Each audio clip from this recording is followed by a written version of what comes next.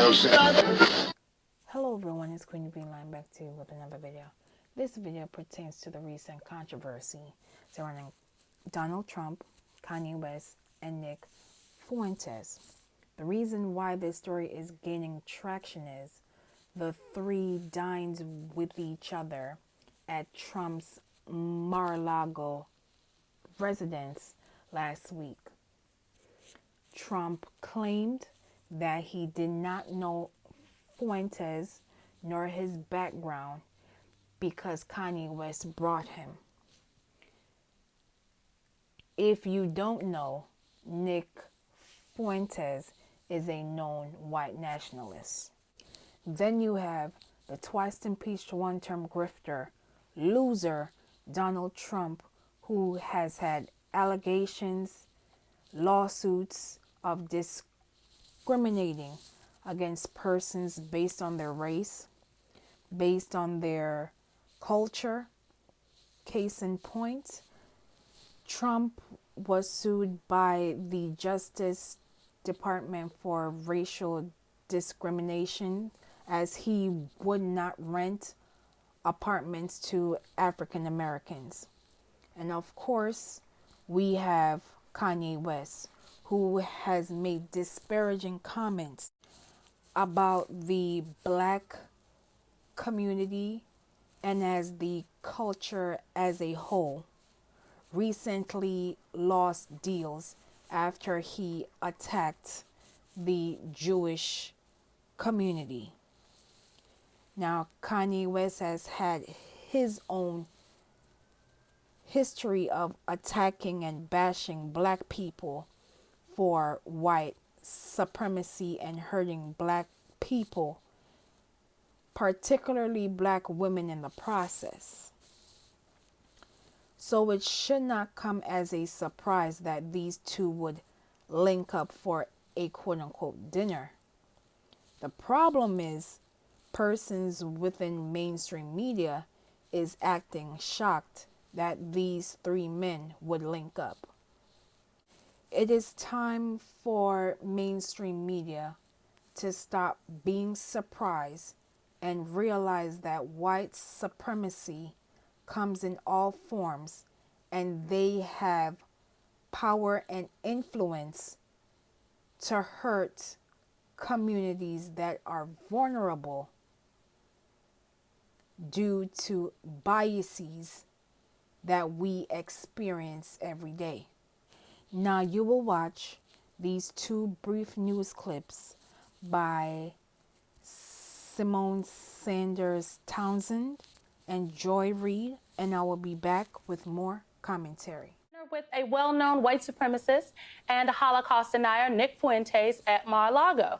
In a statement, the former president said Fuentes was merely a guest of rapper Ye, or Kanye West, who was also at the dinner. Trump concluded the statement saying, quote, "I didn't know Nick Fuentes." Now, he did not denounce the anti-Semitic and racist screeds on which Fuentes has built his entire platform. And frankly, I shouldn't surprise you. We saw the same pattern when Trump wouldn't initially condemn former Klan leader David Duke.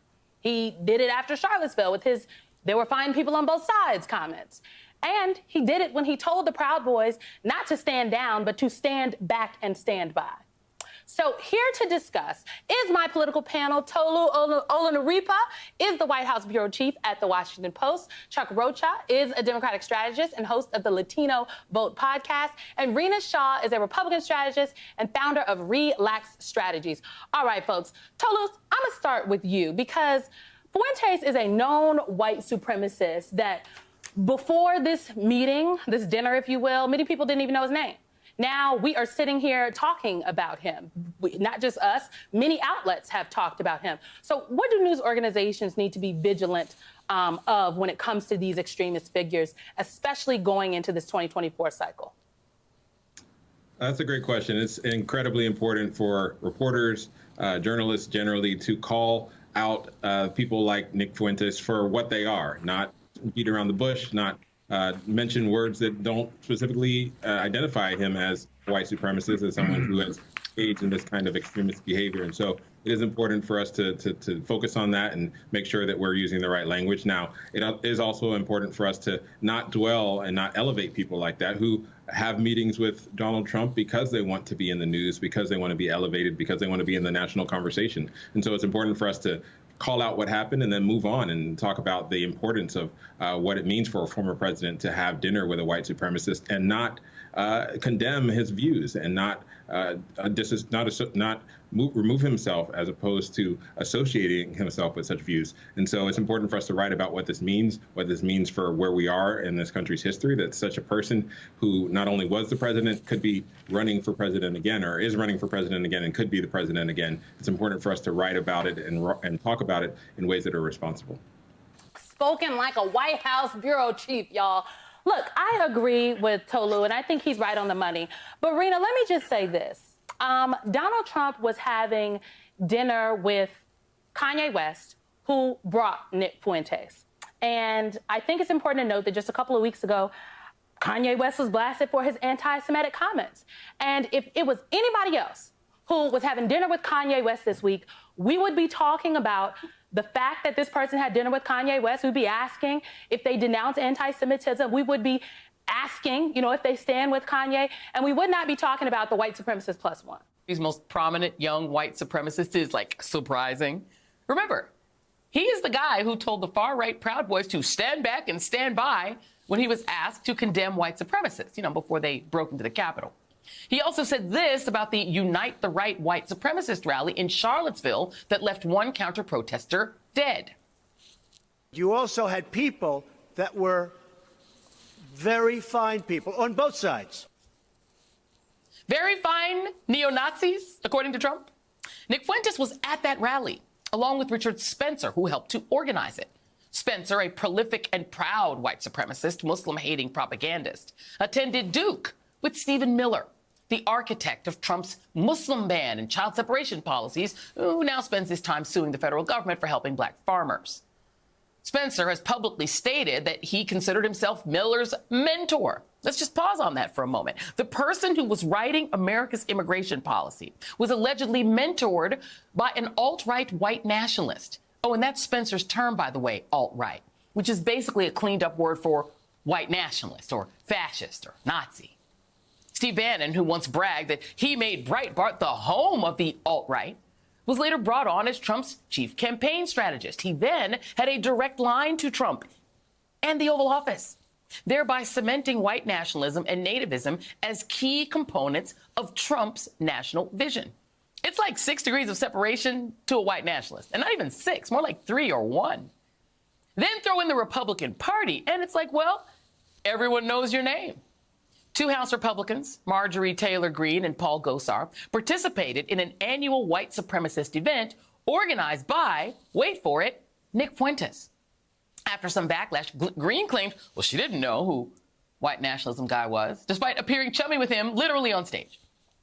And then we have Matt Gaetz, who hosted Holocaust denier Charles Johnson, brought him as his guest to the State of the Union.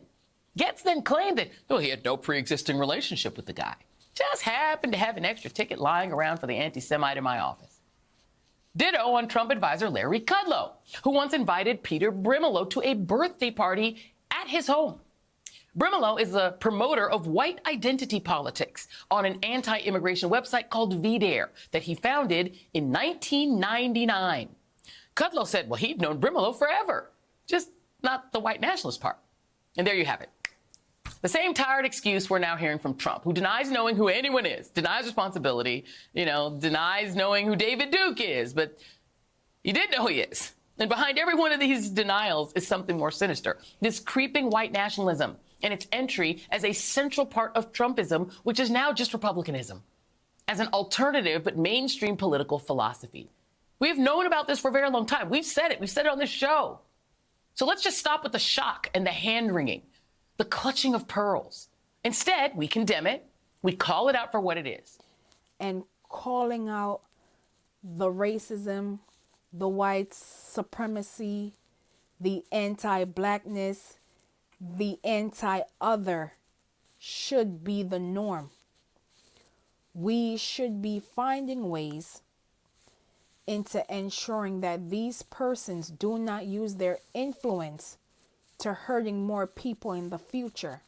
Now you will watch this brief flashback and I will be back with more commentary. Twice impeached one-term grifter guardian of Putin is causing chaos for sitting prosecutors, AG, and other politicians, particularly black people. And this should be an alarm to us all, and we should not be silent and to call out racism as we see it and to call out the white privilege as they use to attack black people for clicks, likes, and profits. And let us not forget, this is the same man that attacked two Georgia poll workers by the name of Lady Ruby and her daughter Shay Moss. It got so bad that they had to leave their home